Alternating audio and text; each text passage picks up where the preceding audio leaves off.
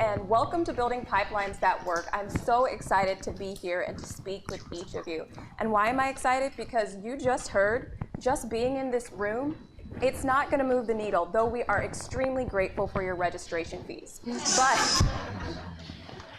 But what will work, what is actionable, what will help us build this lasting change are the tools that these individuals have in their toolkit and they're willing to share with you. And so I'm not going to take up any more of their time because we know each of you in this room are leaders who are working to bring diversity to the forefront. So now I'm going to ask them to introduce themselves, and I'm also going to ask them to start off the show running and asking them what is the definition to them that is a solid pipeline. What works? And we're going to start off with Akeem Brown. Good morning, everyone. Good morning. All right, let me tell you, I'm a youth minister at my church, right? So I'm used to people talking back to me, right? So you gotta talk back to me and I'll keep going, it'll get me excited. But first of all, I wanna thank the organizers of this conference for inviting me out and allowing me to share my little 2 cents. Right into it, I'm the programs director at the Hidden Genius Project. Our mission is to train and mentor Black male youth in technology creation, entrepreneurship, and leadership skills to transform their lives and communities. Really what that means is we're looking to raise the next wave of functioning Black male youth that can thrive in their societies and their communities, that can live in their societies and their communities, as well as use their creative know-how and technical skills to solve problems that are specific to their communities. We work on the cohort model, 15 months, 2 long summers. It's like having a job. And I really appreciate the work that we do. And we're unapologetic about it because we believe in this theory called targeted universalism. And what that simply means is you target one thing and hope and just pray that everything else around it benefits. And what better target than to target Black male youth in a positive way?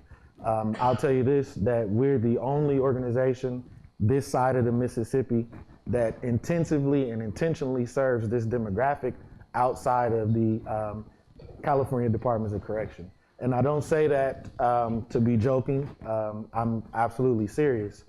Our Black male youth really need help and assistance holistically. So that's our motto, we're holistic. We believe in not only teaching them skills to go out and be productive in their communities and be positive contributors to our society, but we also know that there are traumas that they have dealt with along the way before they've gotten to us. There are a lot of tech coding programs. We often get grouped into that, but we're more than just a tech or coding program. I'll give you an example. You know, you got a kid who probably lives somewhere in deep East Oakland who last night probably witnessed somebody using drugs, probably heard a gunshot, probably heard loud music and tires spinning and squealing, who probably didn't sleep last night. He might not have ate a decent breakfast this morning because there's a food desert. So he might have had some chips, or Arizona, they cost $1, why not? That's for breakfast. So by the time they get to school, or by the time they get to program, he hasn't eaten, hasn't sleeping. What do I look like sticking the computer in his face? He might throw it back at me. So, no, literally. So we look at the holistic development of the young person and try to uplift them on every single level. And to the pipeline question, we personally, as an organization, we don't use the word pipeline for various reasons, but one in specific because there is no pipeline problem. There is no lack of talent. There's much talent in the communities that I'm talking about and the students that we serve. The talent that I believe where the problem is, it's, you know, out in Silicon Valley, which is like right there, they are not, you know, talented enough to go into these communities and find the talent. That's where the breakdown is. And so we don't believe in pipeline program. We're not a pipeline program. We're not a farm for Silicon Valley. We're not the place where if you want a Black man to work in your job, come to the Hidden Genius Project. We got plenty of Black guys for you. No, we're training our students to be entrepreneurs, be innovators, and their own thinkers that stay in their communities, that build their communities and thrive in their communities. Thank you, Akeem. That definitely deserves an amen. Yeah, I was about to say amen, but I wondered if that was culturally appropriate, so I didn't. Preach. I am not, my name is Patricia, and I am not a youth minister, so I don't know that I can, I'm an academic. I'm an assistant professor at the University of Michigan School of Information. And I feel very naked without slides, because academics it's our crutch. But yeah, but first I just want to say thank you. And just a brief on a personal note. I have not been on Berkeley's campus in over 10 years, but the one time that I was on Berkeley's campus, I was here for an entire summer participating in the McNair program. Has anybody heard of McNair? So I think that was really one of my first introductions into what some might call a pipeline program. And so it feels very, and I said this on Facebook, it feels very full circle to be here now. Because at that time I was just like, what is grad school? How do I pay for the GRE? I just going to grad school would have been a dream. So to be here as an assistant professor is crazy. Okay, so thank you. So aside from that personal note, I work on designing culturally responsive tech programs for girls of color ages 13 to 16. That's kind of the nutshell. And a lot of times people ask, well, what do you mean by culturally responsive? A lot of times people confuse it with culturally additive, which means you might make assumptions about a particular community or group, and then, and so like an example might be, oh, I know Black girls like hip hop, so this whole project on coding will be about hip hop. That's sort of I'm not saying that's a bad approach, but I'm saying that's not what I do. So I talk about culturally responsiveness as a strategy, a flexible strategy to engage whatever community that you're working with. And so in terms of, so I think it works. And so maybe I'll talk about that in terms of what makes a pipeline work. And I follow just some very, I don't know if they're simple, but they're pretty easy to understand kind of design rules for when I create a program. And I will say I create programs, but I also partner with existing programs. So I will give them a shout out. I partner with Black Girls Rock, which is out of New York City. I partner with CompuGirls, which is out of Arizona. And then I have my own programs that I designed that are in Imperial County, California. So those are my 3 communities. But so what do I think? So I think one of the first things that really works is to be asset-based. So nobody likes it when you go into their community and you say, you lack this, this, and this. So this is a deficit-based approach, right? So don't go up to a girl in junior high and say, oh, hey, you don't know how to code. That's a problem. You are a deficit. Let me fill that void if you just come to this after-school camp. Like, that doesn't work, right? So starting from an asset-based approach and saying, you may not know how to code, and that may be a skill that's valuable to you and certainly valuable in the job market, but what do you bring to the table, right? So what assets can we leverage in your learning process? So I would say like that is kind of number one, and I try to always keep that in my mind and design everything around this idea of being asset-based. I think the other thing is, because I work with girls specifically, it's just really nice that you work with men, boys, so we can have both sides of or 2 sides at least, of the issue. But I think the other thing is just to really not, like I said, not look at girls as kind of, people with deficits, but really value their like complex intersectional identities. And so a lot of times programs might focus on one aspect of their identity, right? So, oh, you are a Black girl, so what is it like to be a Black girl? Or you are a Latina, right? What is it like to be a Latina? But, I myself am a Latina, but I'm also, first generation scholar. I'm also a sister. I'm also a wife. I'm also, and I'm of a particular socioeconomic class. And all of these aspects of my identity make up who I am. And it's not just one aspect. And so when I design these programs, I try to think of girls in that way. So they're not static. They're not just a label. They're not just a category, or racial or ethnic category, but they're all of those things, and their experiences come together I'm borrowing obviously here from Kimberly Crenshaw, but come together at the intersections of their identities. And how do we design things that value how complex their lives actually are and their identities? And I think the last thing is just to be data-driven. I heard that a lot yesterday. And I think we need to move beyond measures for pipeline programs. I also don't use the word pipeline because it's not a pipeline. It's actually like a lot of stages that is beyond educational stages, but includes institutional stages, social, political, economic stages. These are all the things that students have to navigate to get some personal success. So I don't really view it as a straight, but it's really like a bunch of branches that go places. But anyway, last thing, data-driven. So I think a lot of the measures we've had for pipeline programs have been how many girls do you reach? Or how many men or boys do you reach? And that is not the right number. So we certainly should be aiming to reach as many students as we can. But it's a lot of how do you reach them, right? So what does measuring what success actually looks like in terms of, you know, a program's capacity. So I'm a researcher. A lot of times I come in with like NSF money or whatever.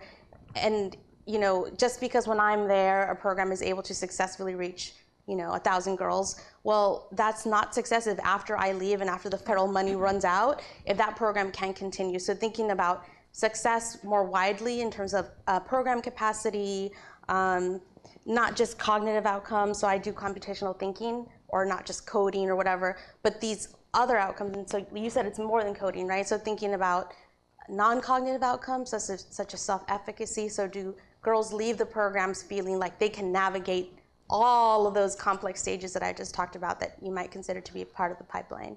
So being data-driven and diversifying those measures, I think, are key. Great, thank you. So hi, I'm Linda Sachs. I'm a professor at UCLA in the Graduate School of Education and Information Studies. And I was really happy to agree to come up here and talk about my research. But I'll admit, when I saw the title of the panel that I was placed in, I thought, no, this is completely wrong for me, because A, the pipeline, just as Akeem and Patricia have mentioned, the notion of pipeline is really not something that I ascribe to.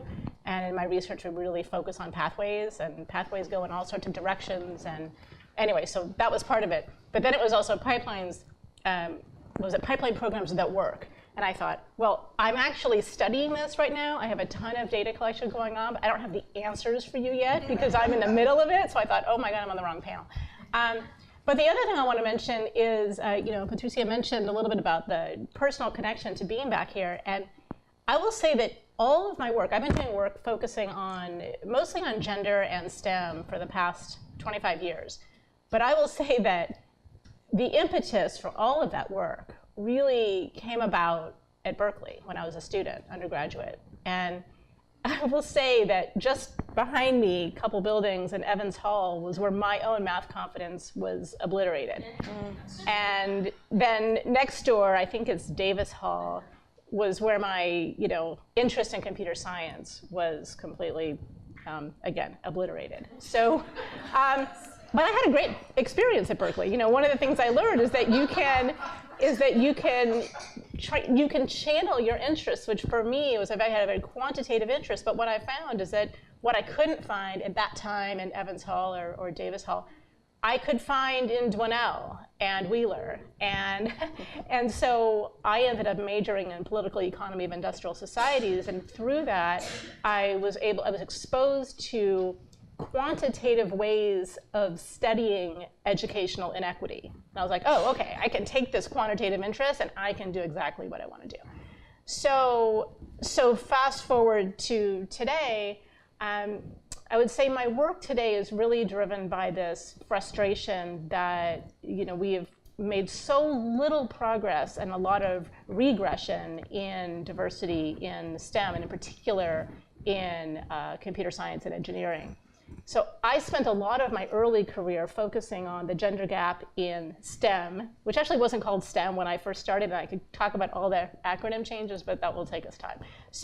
But what is STEM now? So I really focused a lot on the gender gap in STEM, and to be honest, I and most researchers did not disaggregate STEM. It was this monolith, and we just studied the gender gap. And so about a decade ago, I was like, well, that's ridiculous. It makes no sense. These fields are very different. And on top of that, the representation of women varies so widely across STEM. So for example, today women are about 58% of students in the biological sciences, which is about at parity with the representation in higher education. down to 18% in computer science and engineering. And on top of that, the representation in computer science has really fluctuated over time. We've been at a low point recently. We were, in computer science, women were as many as 35% at different periods of time. And there's a really fascinating, fluctuating interest of women in computer science over the past 40 years that I've been looking at data. So all of that to say that as I became more focused on studying individual STEM fields, the field of computer science was the most captivating to me because of the fluctuating gender gap over time. And so the project that I'm involved in right now is called BRAID. And BRAID stands for Building, Recruiting, and Inclusion for Diversity. And it's a 15-campus initiative to diversify undergraduate computer science programs. It was established by Maria Clave, who's president of Harvey Mudd College, well known for diversifying or at least bringing more women into computer science, and also Telly Whitney of the Anita Borg Institute. And then UCLA, myself, was brought on as the research team. And so it's been an interesting project because we're funded both by the corporate side, so Google and Facebook and Microsoft and Intel and now just recently Qualcomm, all support this BRAID initiative that involves these 15 universities engaging in efforts to diversify, and I can talk about what those are. But then on the research side, I've had to go get more foundation support like NSF and then also the Computing Research Association to really support some more empirical generalizable research. And so in a nutshell, what these institutions are trying to do is they have made commitments among 4 pillars. So the first is to revamp their introductory computer science courses to make them less intimidating, more appealing to a wide range of students. Whether they've done it, I will hopefully find out, but that's what they're engaged in. Second is that they are promoting the interdisciplinary connections of computing with other fields, so that's obviously very critical as a way of diversifying. And we'll be looking at how they're engaging in that and how students feel about it. Third is they are promoting students out-of-class experiences. So as someone who's been studying college student development for 25 years, 30 years now, we know that students out-of-class experiences are some of the most impactful to their development. I would say the STEM fields have been a little slower to come along in promoting out-of-class engagement. So we're looking at ways that these departments are engaging students in maybe identity-based clubs and organizations, sending them off to identity-based conferences like the Richard Tapia Conference, or celebration of diversity in computing, or the Grace Hopper celebration of women in computing. And then finally, the last pillar is K-12 outreach. So institutions engaging in outreach in their communities to diversify. Now, I'll just say before I stop talking, I'll just say it's been a real challenge for some institutions in our sample, depending on where they are. So, your local population and even the tech industry in your local area really has a big impact on your success in diversifying. So, what works at one institution may not work at another, just given geography and industry. So. Thank you. I told you they were good. And now that we've all come to the conclusion that we shouldn't call them pipelines since we're at Berkeley, we should probably just say we're fueling the revolution and this revolution is going to work. And so how we're going to do that is we're going to kind of see how we can continue that. I'm going to ask each of them, what are some of the unique challenges to the education programs that they built, and how can we overcome those problems should you see them in your future? Can you, the education programs as in K-12, higher education, or just extracurricular?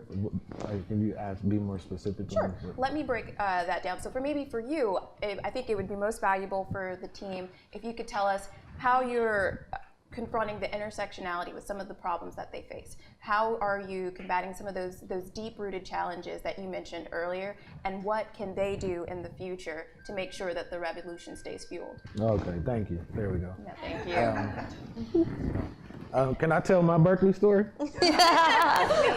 So I went to Willard Junior High School, right down the street.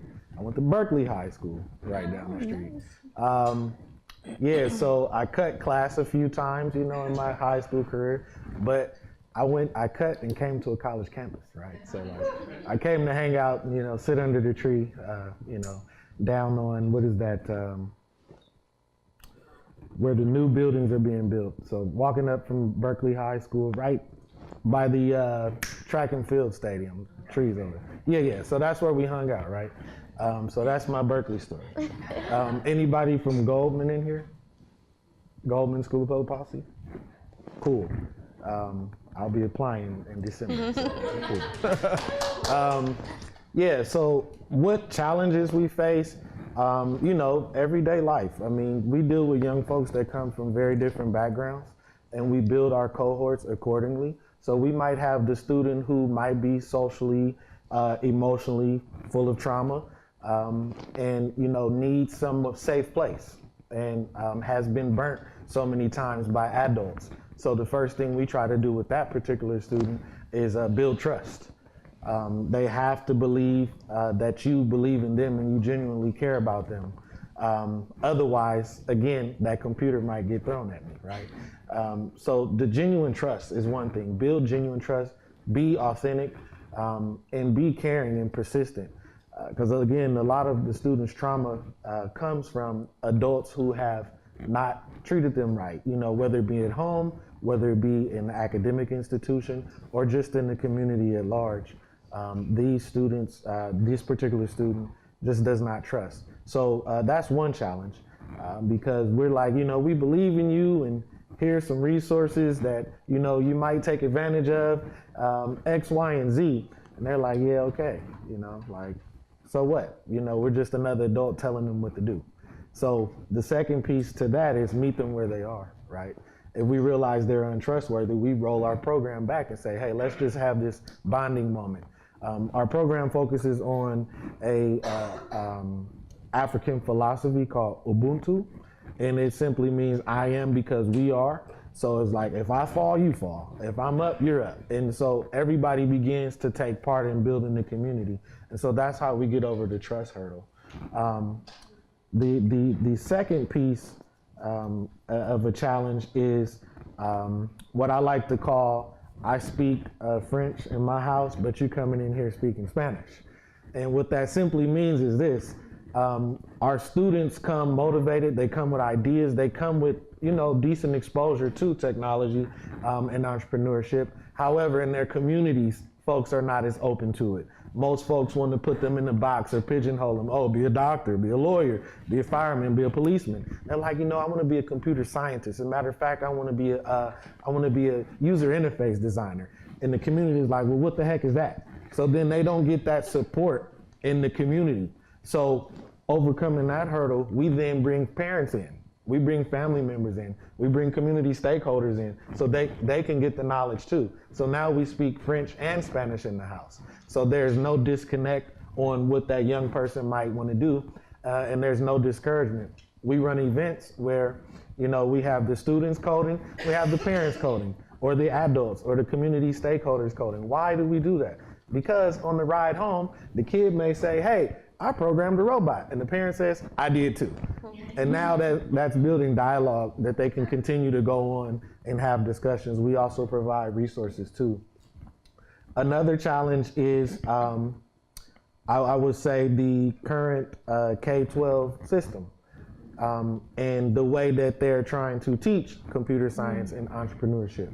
We try to pride ourselves on being a culturally relevant style, using a culturally relevant style of instruction. What does that mean? Are there any programmers in here? Somebody? Okay, so loops, right? Loops are very hard to learn sometimes for people that just are beginning to learn computer science. So what do we think of? We teach loops with hoops, right? I'm serious. So I'm very serious. So we go to the basketball court. We got a basketball. We say line up. We say first person in the line, you go down, dribble the ball, pass it back when you're done.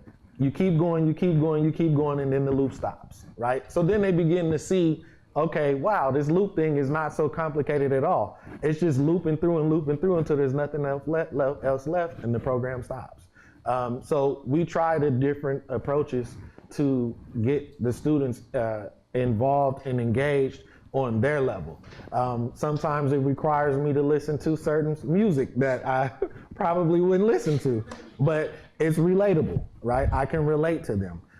So that's the challenge. Is the system at school is teaching them the historic way, strings and loops and this stuff, and we're like loops with hoops. And so now when we say loops with hoops, it clicks.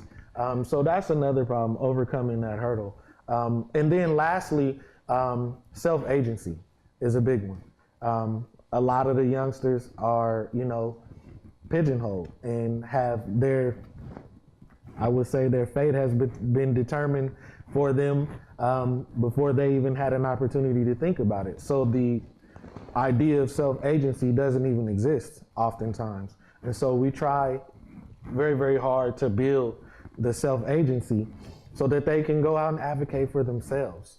But getting the young person to believe that they can actually make a change for themselves and initiate it by themselves is actually harder than you think, particularly with the Black male youth demographic. You turn on the TV, you listen to the radio, you pick up a newspaper. It's something negative about a Black male. And so you begin to internalize that, and it actually creates trauma. So when we're like, you can go do this, you can go be great, they're like, well, what about Mike Brown? What about all the police brutality? What about all the aggression in my community, which happens to be a community of color? So the self-agency part is one of the biggest challenges as well. Thank you. Patricia, do you have 3 best practices you could share with us as well? Oh, 2 best practices? Oh, I was thinking about the previous question. Well, please address that as well too. I will. So it's going to sound like a really grand problem, but it's the unequal distribution of wealth. I really do think that is one of the main issues that we face in building, and that I face at least in building programs. So whenever I try to partner, I do informal learning, so I'm outside of K through 12 schools, but sometimes it takes partnerships with schools to, so they can let their students know that this program exists. And all the schools that jump out always wanting to participate are in big city hubs. New York City, San Francisco, Los Angeles. And so what that means is, and there happen to be a lot of resources there in terms of access to industry jobs or access to internships, but the places that continually get left out are rural areas with under-resourced school districts, and they're the ones that I have more difficulty saying, no, we can do this, you don't, particularly when I partner with tribal communities, there's a lot of kind of issues with internet infrastructure. And so a lot of the ways that we would traditionally in K through 12, teach, for example, computational thinking. Like that's a concept that a lot of times is taught through programming. Well, that doesn't work when you are in a community center on tribal lands where the internet is so slow you can't really use Scratch, for example, or you don't have a 1-to-1 computer ratio and you have 1 computer for every 5 to 7 girls. That doesn't work. And so in terms of the real innovation, I think, in this kind of research is not to kind of do the same thing over and over. So like, let's keep opening more and more and more coding clubs.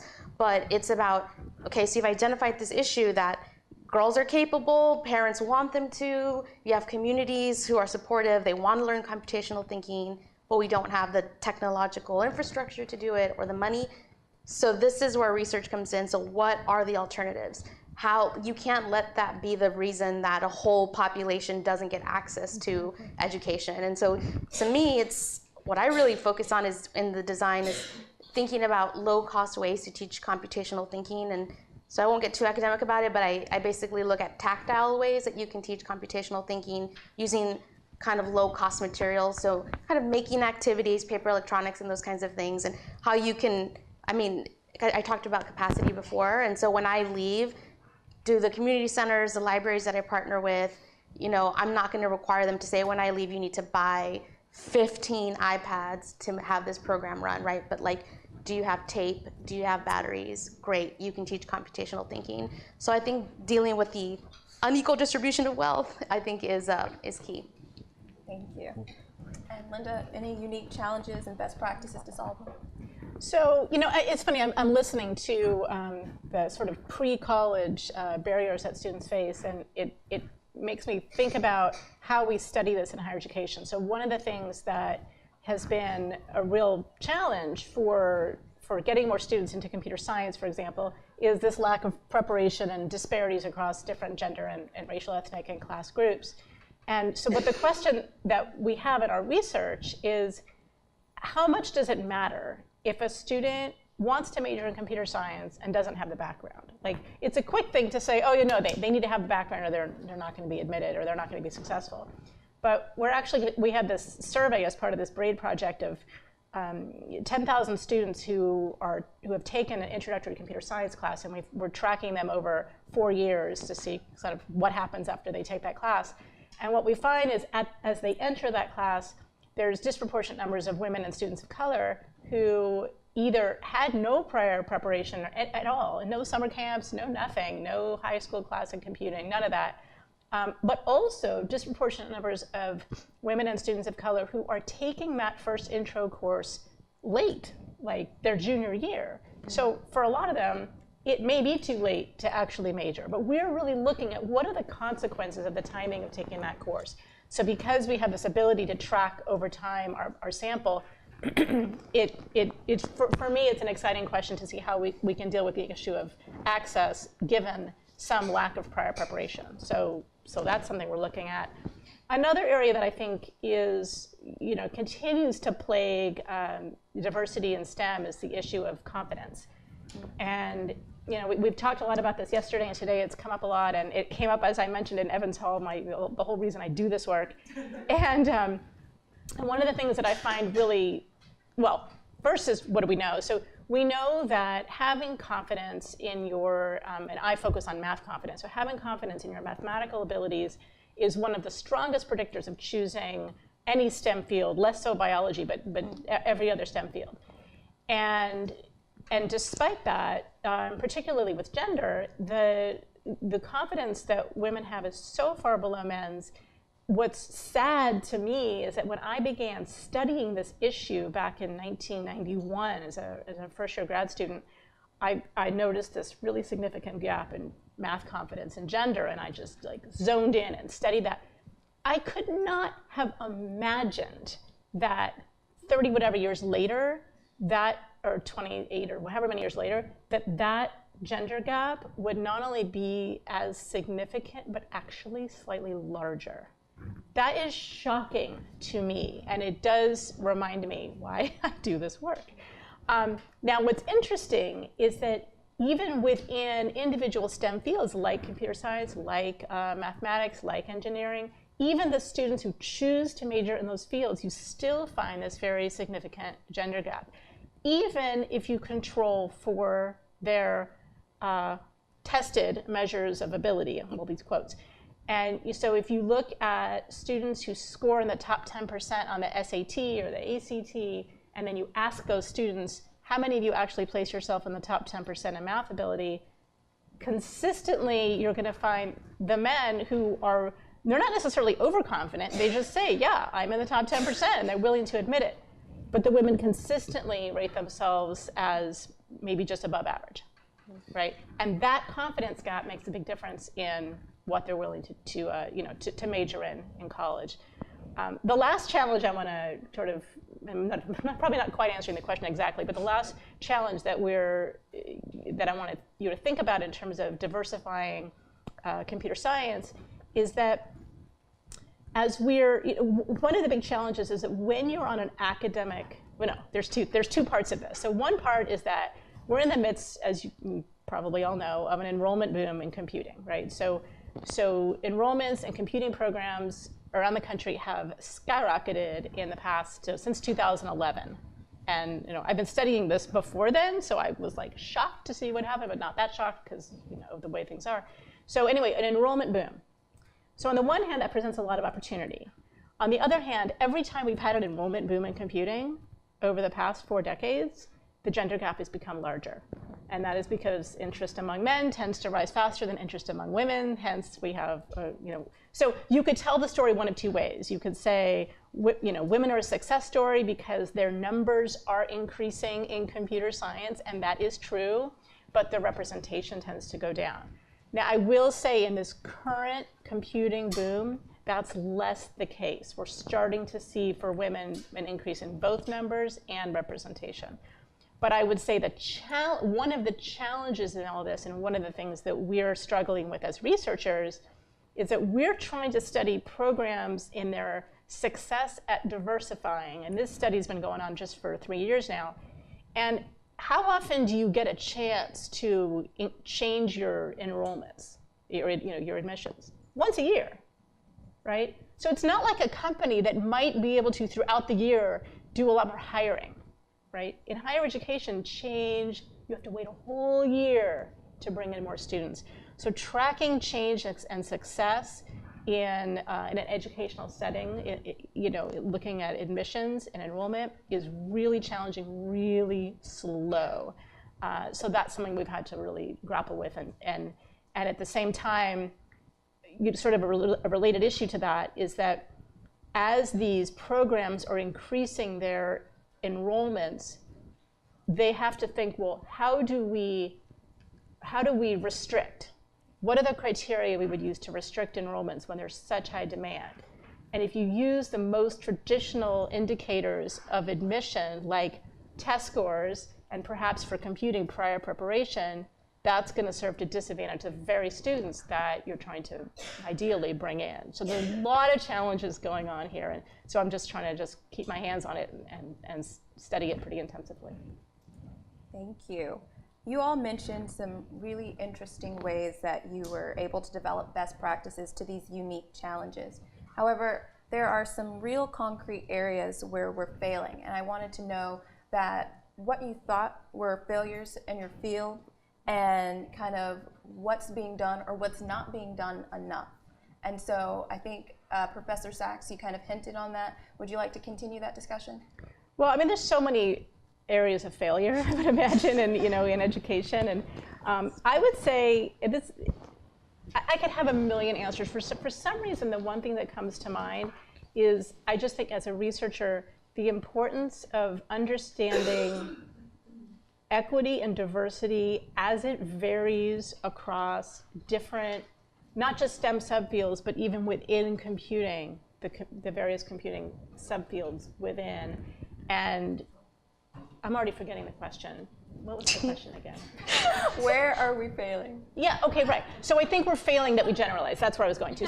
So we're failing because we often just over-generalize, and one of the presenters yesterday made really good points about that. I'm forgetting who it was. That we have to get into the nuance of subfield. We have to get into the nuance of students' backgrounds and the intersections of students' backgrounds. So I would say going from this monolithic, generalized understanding of the issue and really like digging in is where we need to go and what I'm trying to do. Thank you. Patricia? I would just add short-term fixes for long-term problems. I think, a lot of times it's like, oh, we'll increase computing for girls of color by sending them to a 2-week coding camp.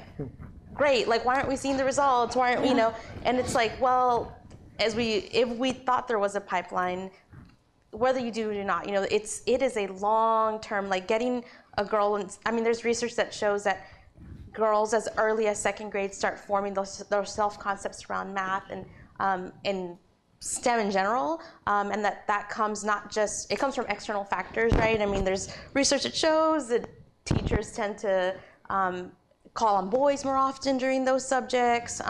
So this is a problem that starts really, really young and continues, whether it's, like I said, external factors in terms of teacher preparation, whether it's just societal, like the Silicon Valley shows that you see, like who do you see represented in these kind of computing areas?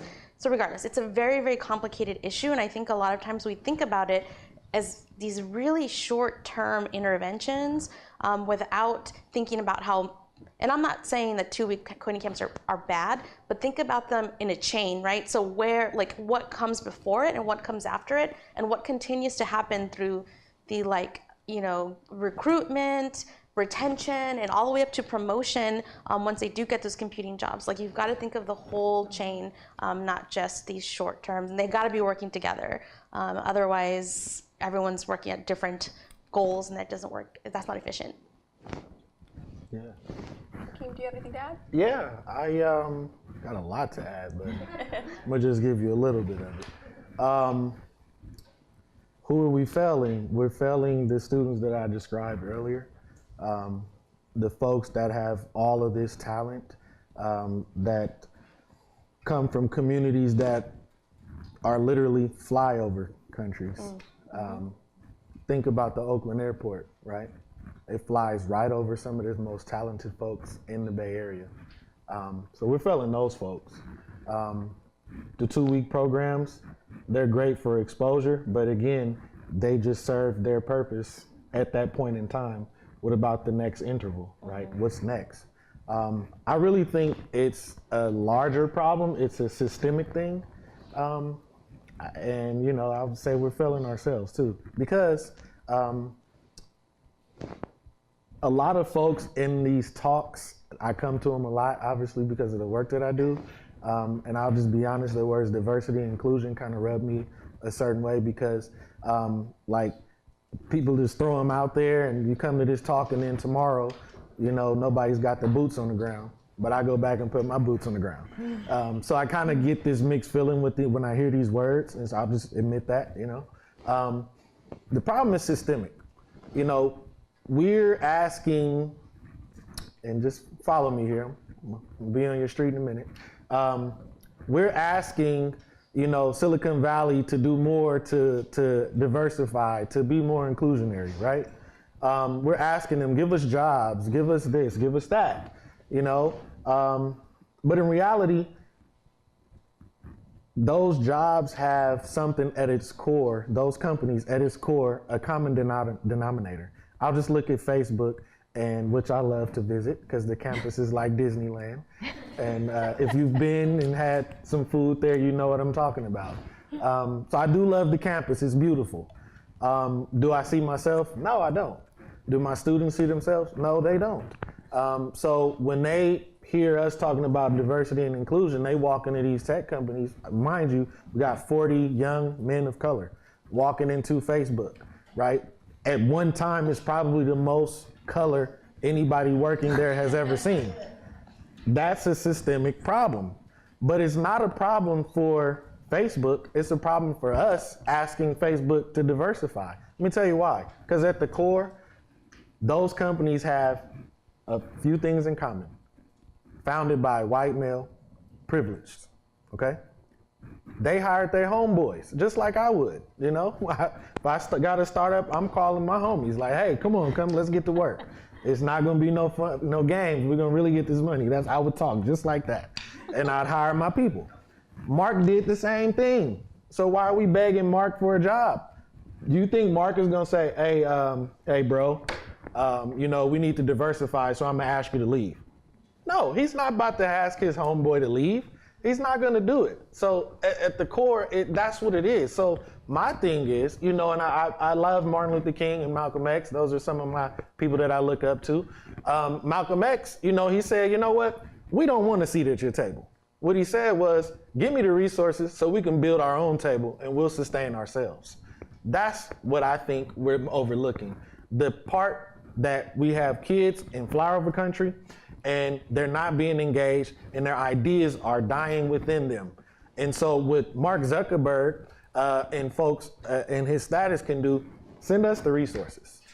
Seriously, send us the resources and we'll build diversity from the ground up. I really like an organization in Oakland called the Kapor Center for Social Impact. They also have an investment capital firm, Kapor Capital.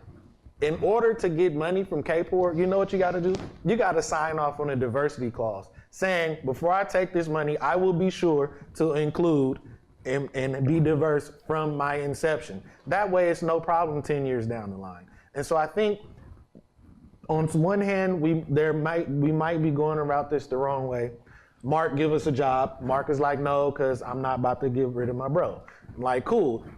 You know, just because, you know, there's not enough, you know, women or not enough black men or not enough queer folks, Mark is just not having it. But what we can do is get the resources and build those into companies from the beginning. So we're overlooking the entrepreneurial capacity of the folks in flyover country because they understand what struggle is. They'll build products that are universally applicable to entire populations. They won't just build for their privileged comrades. And when you do that, you get products that are universally designed, universally applicable, and we have a better life and we have a better society because those folks know what it's like to struggle. Those folks know what it's like just to innovate for survival. They're innovating every single day. The first go-kart I ever seen was a shopping cart with a lawnmower motor attached to it. I'm serious, because that kid couldn't afford to buy the go-kart from the go-kart shop. And so these people in these areas, they're my people. I'm not talking about them like they're my people. My people, I call them my constituents, right? They have the ideas, but their opportunities are limited. And so we're failing them because we're begging Mark for a job when we should be asking Mark for the resources to build our own jobs.